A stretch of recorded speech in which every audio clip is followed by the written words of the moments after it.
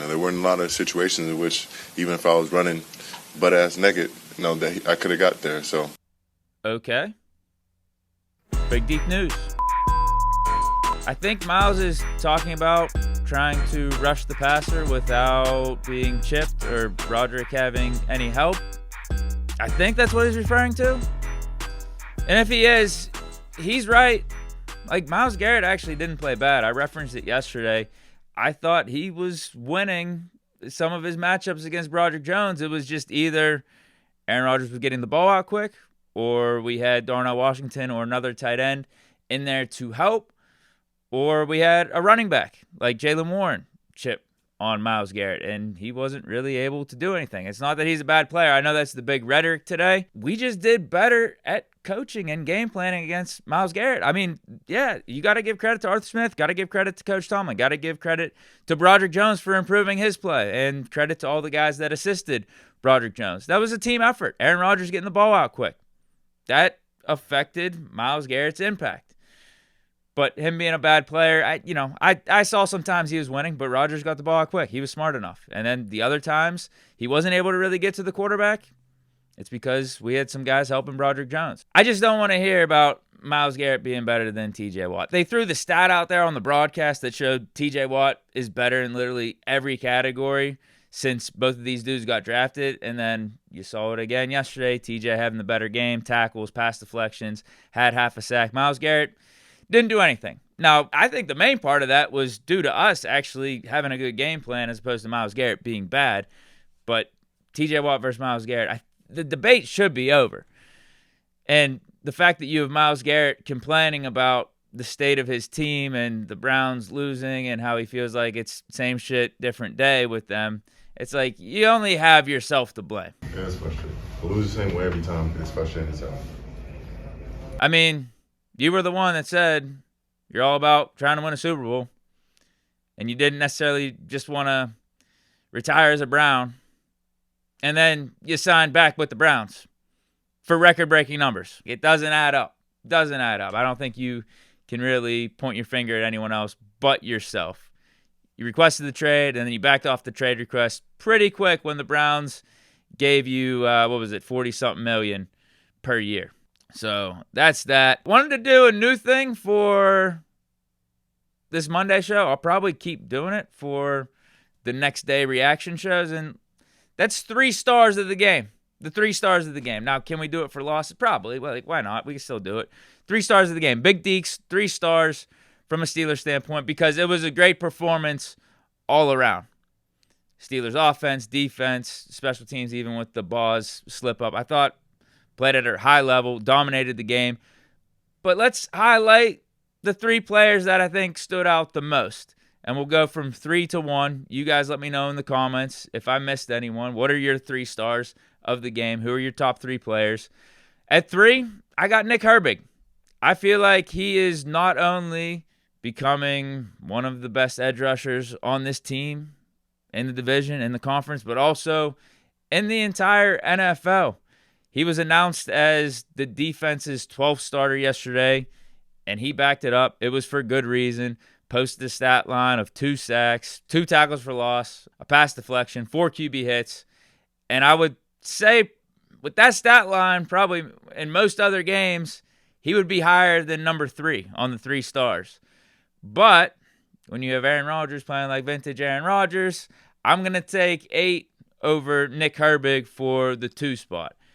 And with Rodgers being at 2, it's as simple as he's our best player on offense. In a way, he's carrying this offense. Because even though the offensive line is playing better, we do have some hiccups at times. And he's able to make up for it by getting the ball out quick and living to play another down. And then at the receiver position and with the weapons, outside of DK Metcalf, who is there? Like, who else are we really relying on? And DK Metcalf has his occasional drops. Yet, somehow, some way, our offense continues to move the ball at an efficient rate. We put up 23 points against one of the best defenses in the league in the Browns. At least that's what they were coming into this game. And then Rodgers has a stat line of like 220, 230-plus passing yards, 2 touchdowns, and 0 picks. I don't think it's a coincidence that it's because we have Aaron Rodgers at quarterback. Like, the Aaron Rodgers effect is real. And that's why I got him at number 2. He's looking like vintage Aaron Rodgers. He's carrying this offense. It wouldn't be the same without him.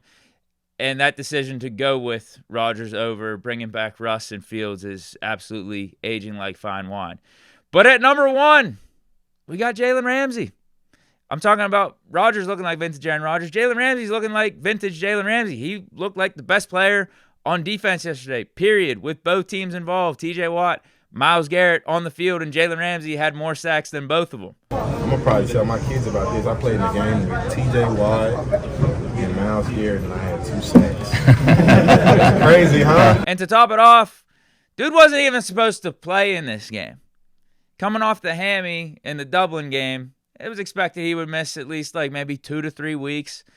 And especially with it being on a short week, Bengals coming up Thursday Night Football, it's like, bro, I know you practice Friday, but there's no real expectation for you to play in this one. It's a hammy, soft tissue. Like, don't rush it.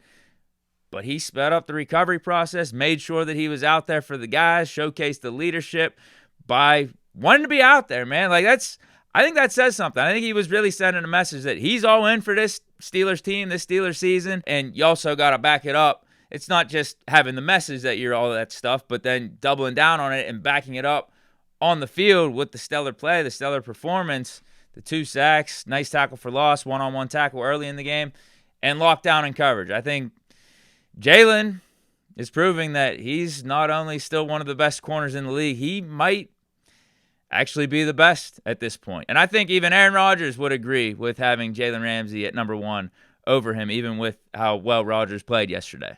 I do want to make a point and talk about Ramsey because what he did this week getting ready to play, I've been around the game a long time, and I've seen a lot of guys in a situation where you got a Sunday, Thursday, skip both games, where maybe they're 80%, 85%, but they want to be 100% because I think there's a fear of failure almost that can paralyze them, where if I don't play my best game, then what does that say about me if I'm not 100%? I think some guys are scared to go out there and play. But for Jalen to go out there with everything he's accomplished in this league, I just can't say enough about the level of respect I have for him. Then he had, 2 sacks and pass breakups and tackles. And if there was any question about the type of person that he is, take away the incredible player, but person and teammate, I think he just showed all of us the kind of guy that he is by going out there and playing today. So that's who I got for my top 3 stars on that Steelers 23-9 Week 6 win over the Browns. Let me know if I'm right. Let me know who I missed. Where am I wrong? Drop your 3 stars in the comments. If I got to say some honorable mentions, I think it starts with Patrick Queen. I would probably have him at 4, DK Metcalf at 5, Darnell Washington, throwing the honorable mentions for sure. Jalen Warren, even though he didn't have a touchdown, didn't have gaudy stats, I love how he runs the ball, man. I love how he sets the tone, the physical nature of his play, but he's also elusive, shows that explosiveness. But I can't say enough. Honestly, maybe we should do just a little bit on Patrick Queen. Can't say enough about how he's been playing over these last couple games, especially with the criticisms that we had, not only on him, but just the front 7 and the inside linebacker core and how we haven't been physical enough. Patrick Queen is starting to add it all together, the talent, the athleticism, the speed, with the physicality. And this is something Tomlin said in his press conference today, that it's that time. You know, Patrick Queen's been here for a year, and now it's coming up on midway through the second year. When is that going to all come together and he, embodies what it means to be a Pittsburgh Steelers linebacker? And I think we're getting closer to that. I mean, he's getting more and more comfortable. You could see it out there. And, yeah, the confidence is on display, and I'm loving how Patrick Queen is playing. Now to a couple more things I wanted to get to, and I alluded to this yesterday in the live post-game reaction. Shout out to everyone that stopped through.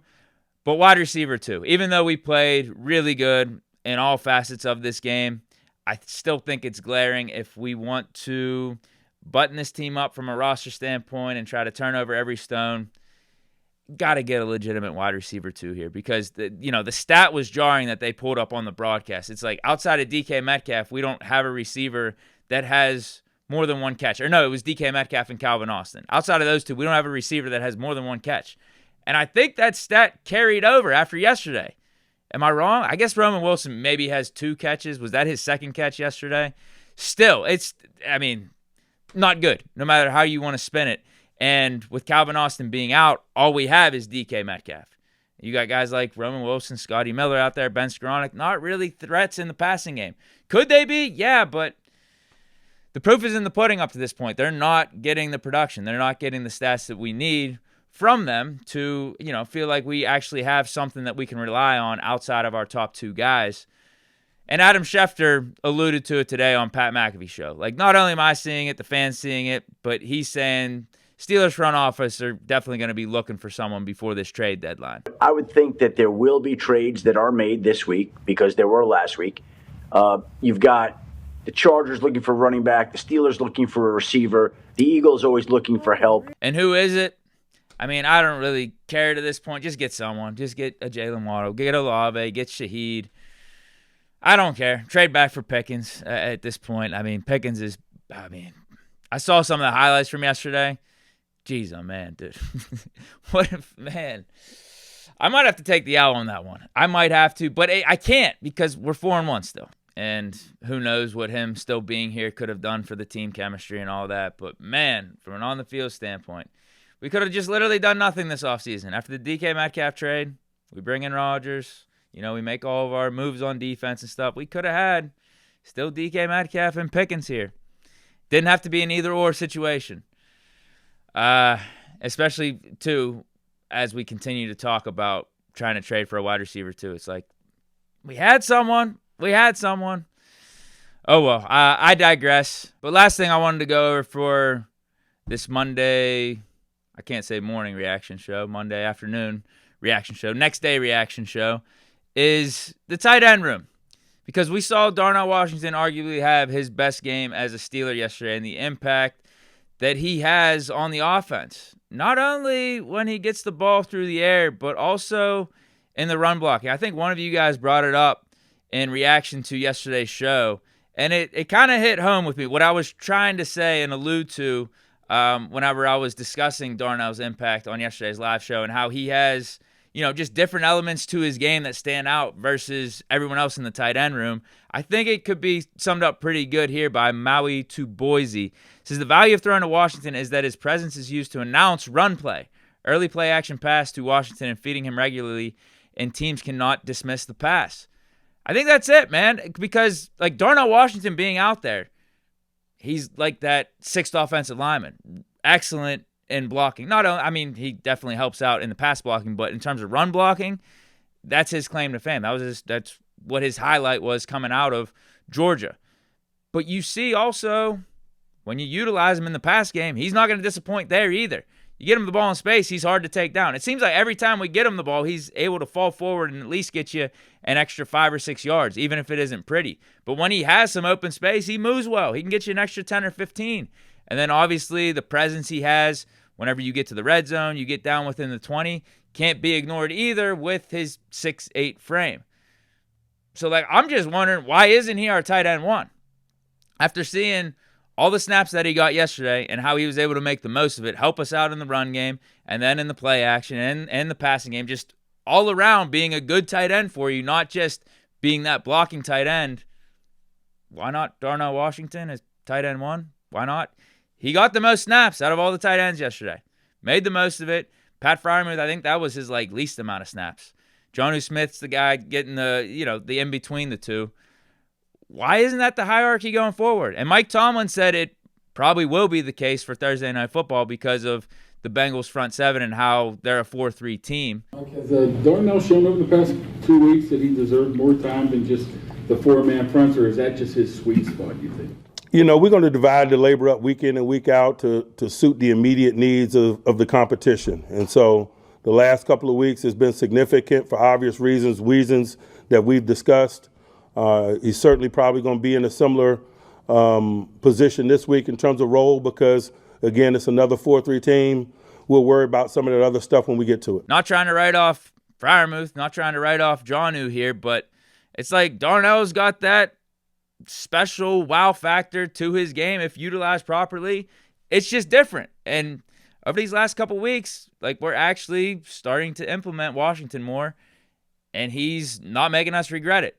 Now, Freiermuth, to his credit, handling it like a pro, which is great and is how it should be. But, you know, as this regular season's playing out and we're seeing guys excel when given more opportunities, like a Darnell Washington, like a Nick Herbig, it becomes harder and harder to get them off the field. So we experienced all this roster turnover, this mix-up this offseason in terms of like free agent acquisitions and trades. Maybe there needs to be some of that happening within the roster over the course of these games when you see like Darnell playing the way that he is, and then a Nick Herbig's another example to use on defense. Now, fortunately for defense, it's a little bit easier to have Highsmith, Herbig, TJ Watt all out there at the same time and get like a consistent rotation going. Whereas on offense, when you try to do the 2 and 3 tight end stuff on too much of a consistent basis too frequently, it gets a little stale, gets a little predictable. I'm not saying we should be trying to trade Freiermuth or anything like that, or we should be that eager to trade Freiermuth, because I do think the depth matters at the tight end position, and there are going to be different types of matchups for our offense facing certain defenses where Freiermuth will be more valuable. But I don't know, man. Like, sometimes it's just as simple as this guy is better in our offense. This guy has more impact in the run game and the passing game than this other guy, even though the other guy has the contract and stuff. What's better for us this season in 2025 with the personnel that we have, you should just roll with. If it ain't broke, don't fix it. And it seems like Darnell Washington as tight end 1 or getting the majority of the snaps amongst the tight end room works. Small sample size, but I am definitely willing to see more of him on the field. But let me know your thoughts down in the comments on this Monday reaction show. Hope you enjoyed. Stay chilling. Peace.